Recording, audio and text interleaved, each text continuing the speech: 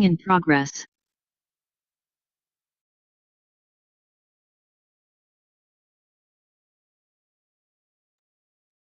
Oh, it looks like you might be muted there. Yeah. There we go. Thank you so much, everyone, for allowing me to come back again to Ottawa Toastmasters. I am recording our session today. If you do not want to be on the video, I would encourage you to turn your camera off. There will be a part a little bit later where I will be asking for your input in my presentation. Sounds like we do have a nice little mix this evening of seasoned and new Toastmasters.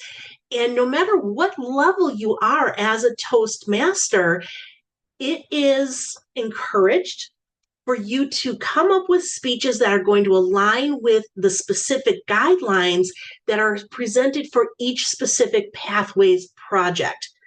As you start getting into it, you can start planning ahead, read what those requirements are for each project.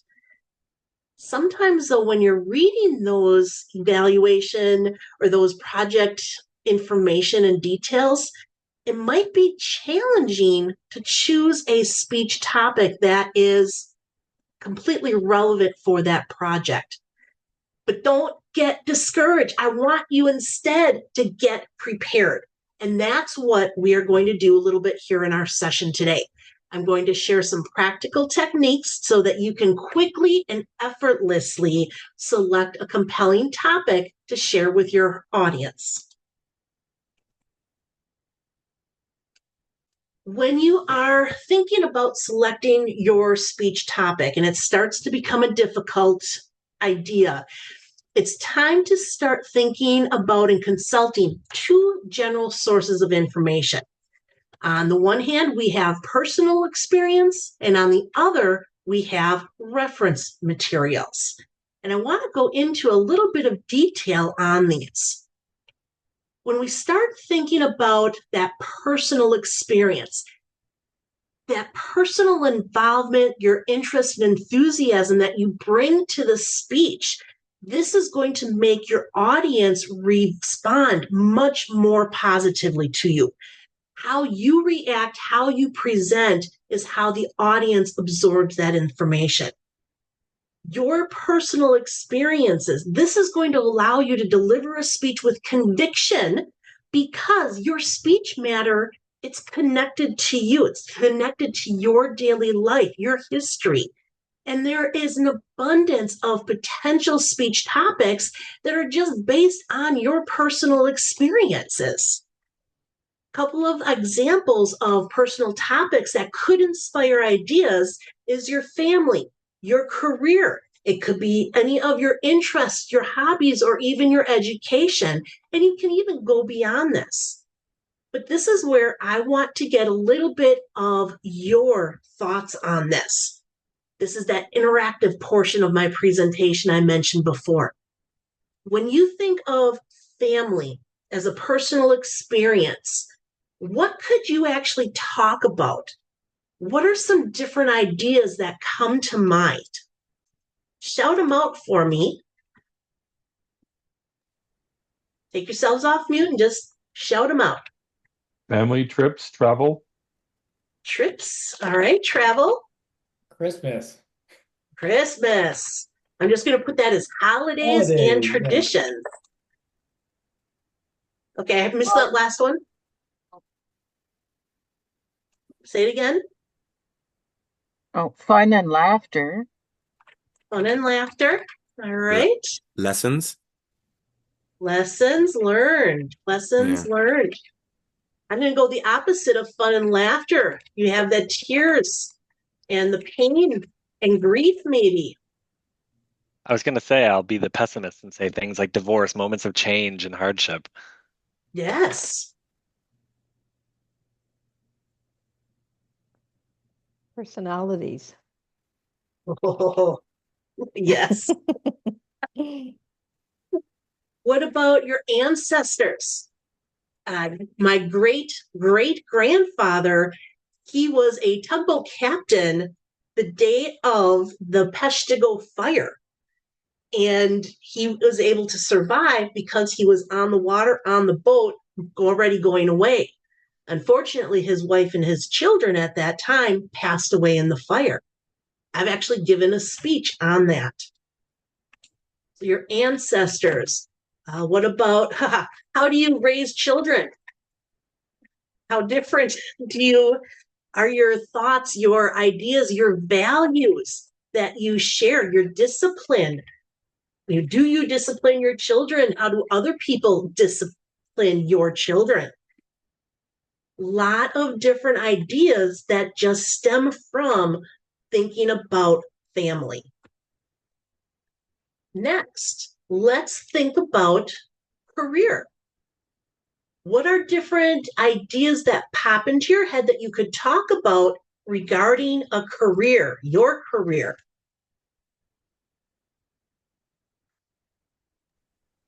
What do you do?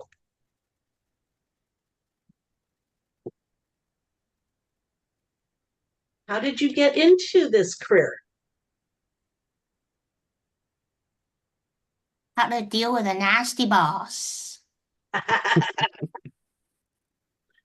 also going to put in coworkers because that's what I'm dealing with. Work-life balance. Work-life balance. Yeah. Okay. What about a career change? Could even be volunteer work as part of developing skills for work. Professional development, education.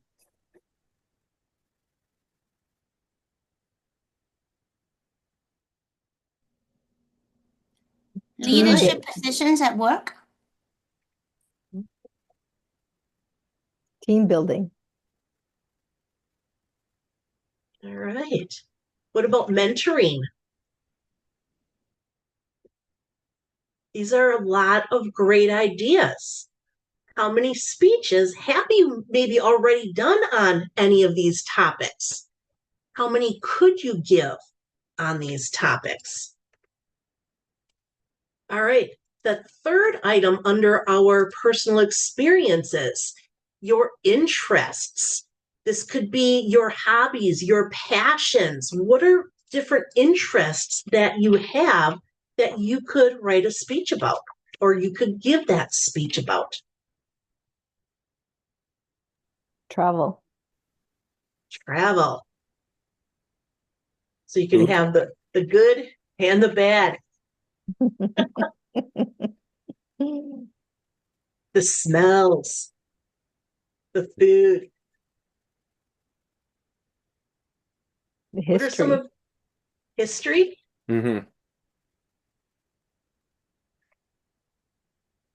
What about movies? Books, music? How does that impact you?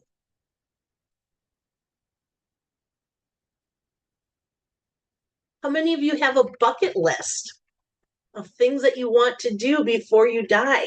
Or maybe it's that one item on your bucket list that will make you die. Jumping out of an airplane. I think I would die from that experience.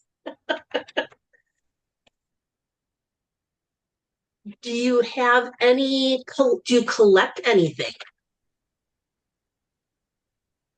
So I have a curio cabinet full of Emmett Kelly Jr. figurines. So it's the sad clown. Fitness. Fitness. Fitness and exercise. Comedy, psychology, pets. Cooking. Pets. I missed the last one after pets and psychology. Cooking. Cooking. Eating. Eating out.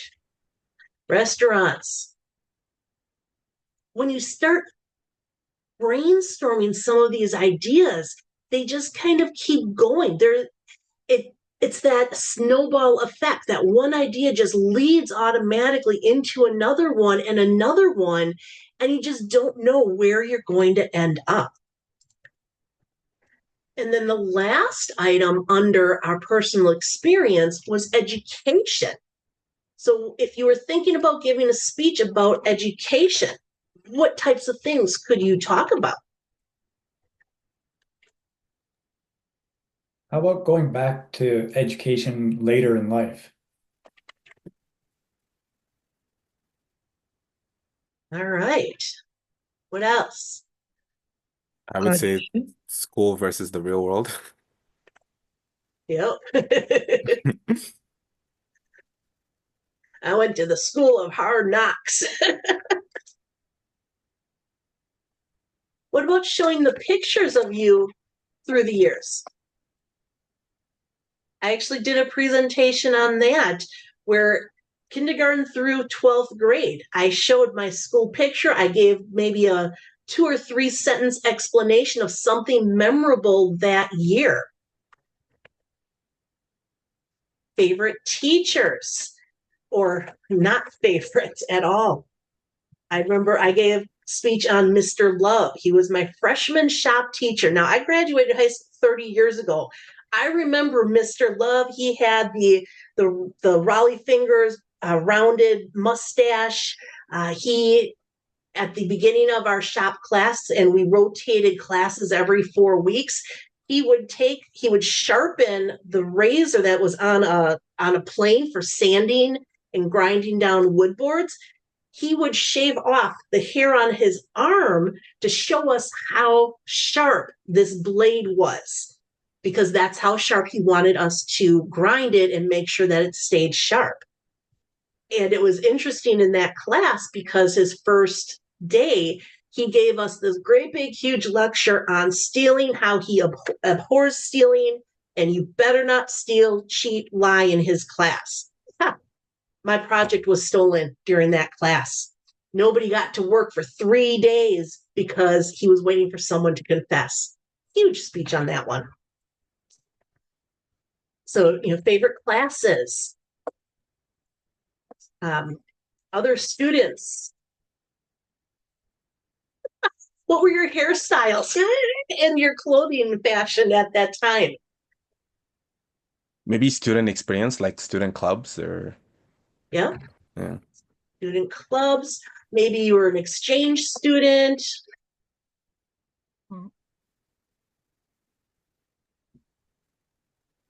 Topics that you're learning at school, like sleep and your brain.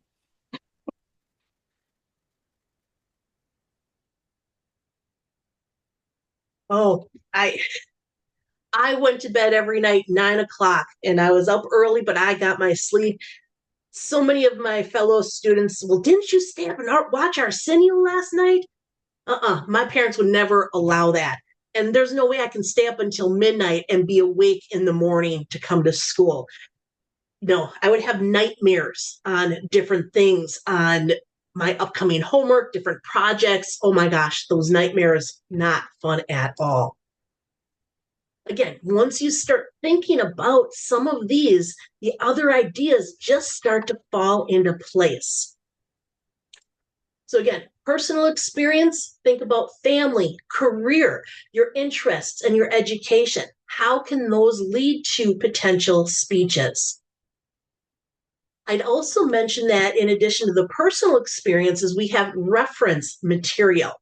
And there is really and truly an unlimited number of ideas, just a few keystrokes away from you when you are on your internet, doing different searches. Maybe you actually go and visit that local library. Inspiration can be found in so many different places, including websites. I know a lot of the sites that I go to are probably useless, but I go to some interesting websites as well, especially for work, because I'm looking always for ideas. How can a job seeker improve their resume? How can they upskill? How can they improve and prepare for an interview?